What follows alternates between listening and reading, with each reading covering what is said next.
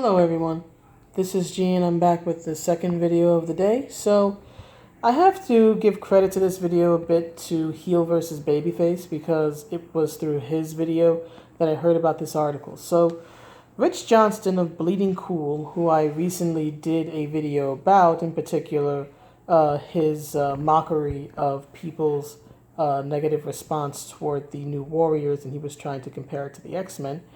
I ranted in that video and I flat out told him to shut up, and I maintained that again. I think Rich Johnston should sit down and shut the hell up. as Wesley Snipes said in New Jack City, sit your $5 ass down before I make change. But anyway, here's the thing. There's this article. Now, it came out on April Fool's Day yesterday, but it doesn't seem like a joke. But here's the thing. So Rich Johnston has this article on Bleeding Cool called Ethan Van Sciver Mean Streak Directed at Creators and Retailers Alike. So I'm not going to read everything here, but I am going to read and respond to certain parts of it because here's the thing, Rich. While I don't like Ethan personally, Ethan is the way he is because of the pros, because of people like you, Rich, who antagonize fans 1 minute, then wonder why people get upset the next. Ethan is the way he is because of how the industry treated him when he admitted to the fact that he agreed with Comicsgate. If you look at the videos he was making about 3 years ago when he first started making a channel, right, it was very, the usual stuff, right? He would do art, he would draw different characters, talk about his life in the industry. He would even allow certain pros such as Mark Waid, such as Dan Slott, to use his use his channel as a platform to try to bridge the gap with fans, right? But as the animosity between what was then known as Comicsgate and the pros increased, and Ethan made it clear that he believed that Comicsgate had a point, right? The pros not only blacklisted Ethan because of his political linings. I believe he's a Republican, and I think he voted Trump. I'm not positive, but I think that was mentioned that he was a Trump supporter, but don't quote me on that. But he was blacklisted because of his political views. Not only was the man blacklisted, he was harassed. Robbie Rodriguez sent the man a pic of a prolapsed anus. Okay, that's sexual harassment 101, and honestly, I think Ethan should have sued him. That's exactly what I would have done if someone did that to me. I'm taking you to court and taking you for the 5 cents in your pocket because you don't do that. That was sexual harassment, and I would have pursued it if I were Ethan. Right, but you want to know why you have this angry, embittered version of Ethan Van Sciver, who, yes, is crowing and laughing at the pros from his cyberfrog throne? Because of you, Rich. Because of you, because of Max Passaggio, because of Dan Slott, because of Kate Leth, because of the pros who decided to make his life hell.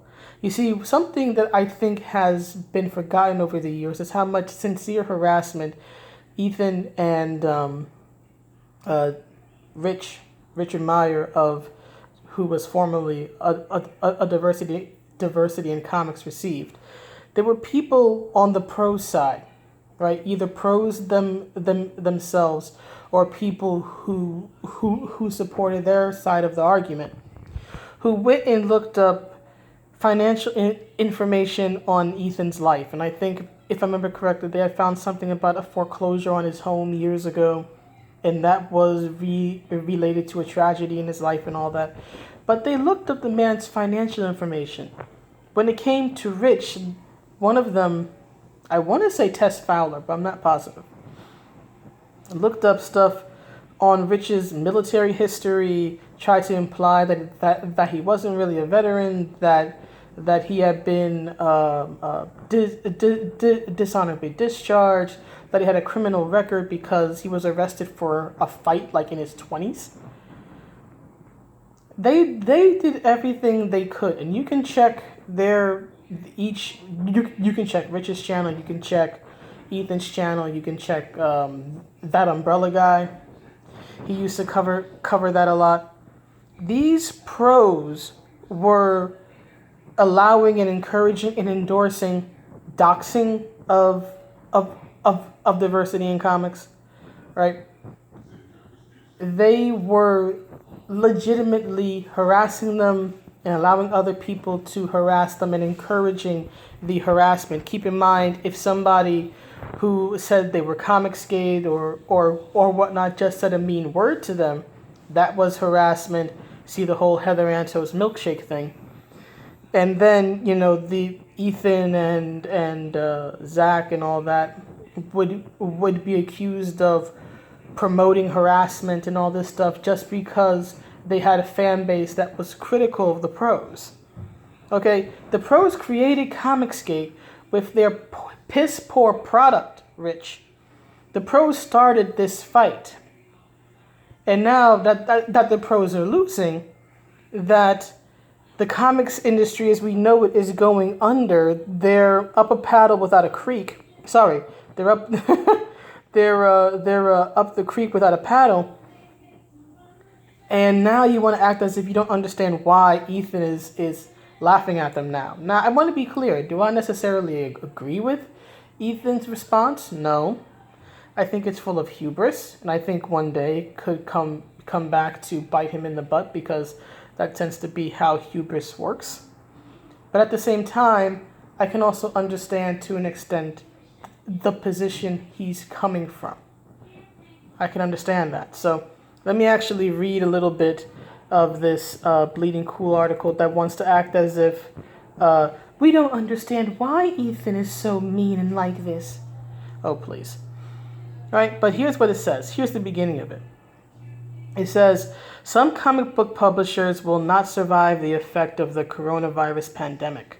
Such a loss or reduction of income from the direct market and bookstores alike will see some not able to come back. While Marvel and DC Comics are still encouraging creators to keep on, as they were, smaller publishers are feeling the heat. There are comics that use other forms of distribution. Those who rely on newsstand and subscription, like Viz, Phoenix, Judge Dredd magazine, and 2000 AD should be fine. Those with big bookstore sales like Scholastic will also prosper. And those who use crowdfunding services such as Kickstarter, Indiegogo, Patreon, publishers like Iron Circus Comics who monetize their subscriber base should also survive. There will be less disposable income to go around, and everyone's situation is more unstable than it was. Both Aspen and Valiant, keep in mind, Valiant was smart enough to hire Milkshake #1, Heather Antos, as their senior editor, so I think Valiant's kind of getting what they deserve. But anyway, have been confirmed as ceasing production and asking creators to stop working. Valiant to the end of July at the earliest. A lot of comic book creators, especially those outside the big two, will be losing their gigs. Is this time for Ethan Van Sciver to show a little empathy to his fellow creators of all stripes? And then we have some tweets here. One is G. Willow Wilson talking about how she had received one of the pencils down emails, and she says that she's sending love to all of her comics people, artists, writers, retailers, editors, fans, and that this sucks. Ethan's responses, His Holiness the Dalai Lama said that there were many ways to Nirvana, but this is the quickest, pure ecstasy, hashtag pencils down, SJWs, hashtag Comicsgate. Another one is Ethan crowing, down goes G. Willow Wilson, down goes Kate Leth. Another one is Ethan responding to a tweet from Erica Henderson, who is sarcastically saying, imagine honestly thinking we get into comics for money or acclaim. And Erica was responding to Heather Antos, who said, well, I know personally I went into comics to burn the industry and tear it apart from the inside and for the money and acclaim. Well, Heather, thank you for finally being honest about your intentions. Now leave. But anyway, Ethan's response is, then GTFO, right? Get the F out. If you were never doing this to make a great living, you're part of the reason comic shops can't weather 2 weeks of closed doors. This industry is a joke, filled with pretentious, parasitic clowns that produce nothing but conflict and echo chambers. I personally, if I were Ethan, would take the last part about producing nothing but conflict and echo chambers and look in the mirror, because as the saying goes, when you look into the abyss looks back at you, but that's just me. Here's the thing about this tweet. Is it mean? Yes. Is Ethan right? Absolutely. If you're not in a business to make money, I don't care what the business is, then you probably shouldn't be there. Now, I know that, many people in comics are creatives, and yes, comics isn't exactly about making money, but there is a way to make money in comics. It's called making good stories. It's called making a good product. You know why Marvel was so strong in the 80s? Because they made good products. You know why DC was strong in the 80s? Because they made good products. Remember that X-Men #1 from like 1991, 1992 sold millions and millions of copies. I'm sure Jim Lee and Chris Claremont saw one hell of a payday during that. And in the early 90s, right, there was enough prosperity to go around that Jim Lee, Eric Larson, Rob Liefeld, and others could actually leave these cushy gigs that they had at these big name companies and start their own company. They called it Image Comics. One of the biggest and most enduring characters from Image is Todd McFarlane's Spawn. Is everybody going to make a big living out of comics? No. But for a select few who have the business savvy and who have the creative talent, yeah, you can make a decent life for yourself, but not if you're constantly at odds and warring with the industry and warring with critics and with fans. So guess what? Ethan's right. It's as simple as that. Whatever my personal feelings about the man, he's right. If you're not in it to win it, if you're not in it to make a living, perhaps you should go somewhere else. Especially you, Heather. Right? Or another one here is about Ethan burning bridges and his feud with Mike Miller. I'm not going to comment on that because I think that's just Ethan being Ethan. All right? But here's the thing. So here's another tweet. Was this from a person named Batter Bally? I don't know what that is. But it says here, that being said, I think Van Sciver isn't seeing the big picture that recent developments could hurt the comic industry in general, even self-promoting creators like him, because this is mainly hurting comic retailers more than companies, but I feel he's too stubborn to get that. Ethan's responses, bless the comics retailers, but you don't understand why Comicsgate is so durable in this crisis. We don't need retailers to sell our comics. We sell straight to customers and ship to them ourselves. 1 or 2 oversized books per year fulfilled by the U.S. Postal Service. We will survive. And again, Ethan's right. Ethan's right. That's exactly how the independent comic scene, at least within Comicsgate, works.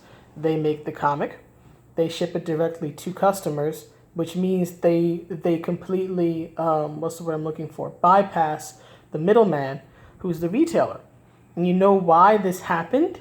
As I explained in my Adapt or Die video, because the pros made it so that people in Comicsgate, in particular, diversity in comics, could not get their work in comic shops.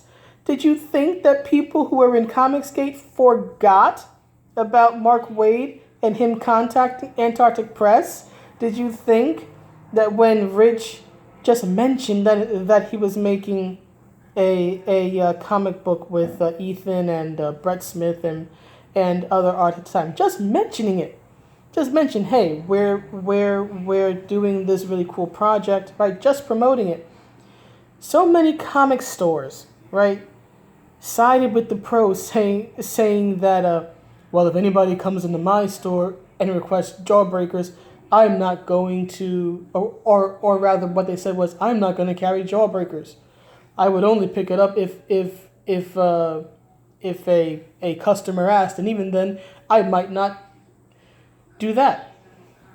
Okay, as I said in my Adapt or Die video, the pros, barring Comicsgate, barring Ethan, barring DNC out of the comic shops, ironically enough, helped them and saved them, because now they had to learn how to do it on their own, which means that they learned a way to bypass the retailers. And this is what happened. This is why, at least at the moment, they're not suffering the way Marvel and DC and other publishers who depend on Diamond and who depend on getting their work in comic book shops, right, are being impacted. They're most likely, right, not going to be caught in the crossfire of the collapse of the mainstream comic book industry, because the mainstream comic book industry pushed them out. The mainstream comic book industry saved them by pushing them out. Congratulations, comic pros. You played yourself. Right? And then there's some more stuff about how people were already, how there was a history, and, people were sort of predicting this. Like I said in the Adapt or Die video, Comicsgate was telling them this years and years and years before, and the pros didn't just not listen. The pros actively attacked fans who were allied with Comicsgate, right? I'm just going to skip through this part because it's just a bunch of mumbo jumbo. Come on, scroll, 1 second.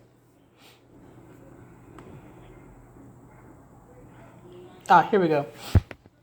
So this is the last paragraph in the article. I'm going to link the article so that you can read it in full if you want to. But here's the thing. This is what Rich says. Rich Johnston, I should clarify. The same guy who was antagonizing people about a week or so ago about the New Warriors wants to suddenly act like he doesn't understand why Ethan is angry.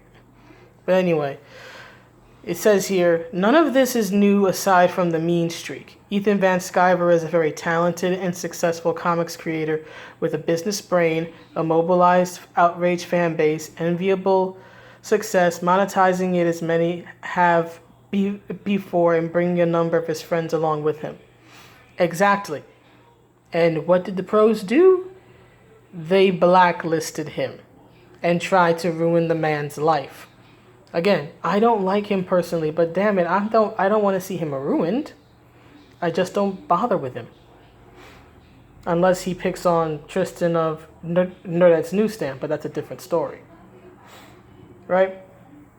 And then it says here, I wish him success. No, you don't, Rich.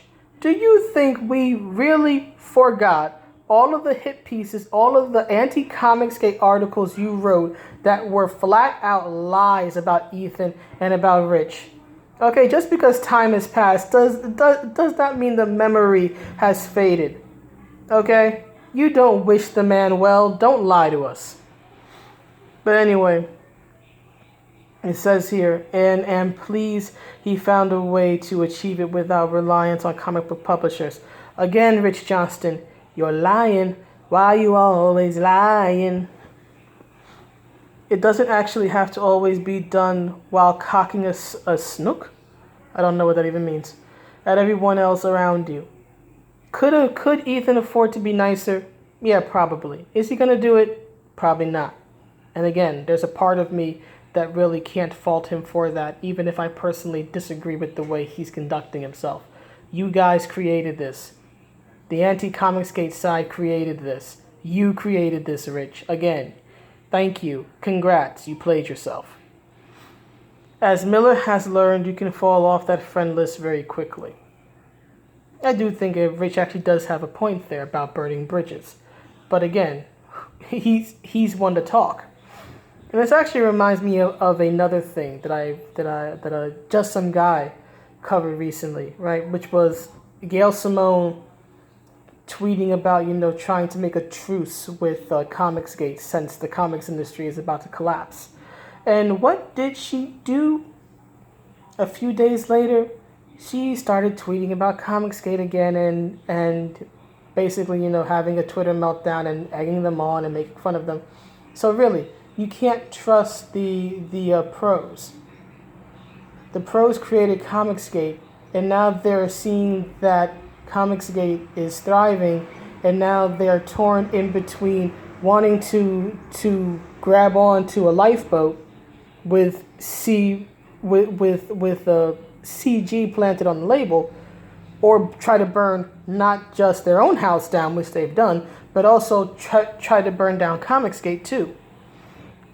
Look, as I said in my other video, Comicsgate has its own issues, but it was never as bad as the pros. And that's why, at least for the moment, it's still around. But please, Rich, don't play dumb. Don't act as if you don't understand why Ethan is the way he is, why he has this mean streak, why he's laughing at the pros who kicked him out the business. Sorry, let me take that back. Didn't kick him out the business. Kicked him and blacklisted him out of the mainstream industry. Okay? You guys did this to yourselves. Comicsgate tried to help you. The original purpose of Comicsgate was to be critics and to show the industry what it was doing wrong, that they were alienating fans, and all Comicsgate wanted, and I think even still, for a good chunk of Comicsgate, what a lot of them wanted was to avoid this. Because they didn't want to see their favorite heroes go. They didn't want to see their Marvel and DC fall. They were trying to help.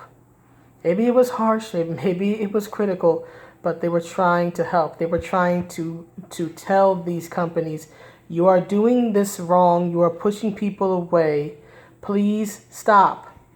And what did the pros do? The pros pushed fans away right into Comicsgate's arms. The pros pushed creators out right into Comicsgate's arms.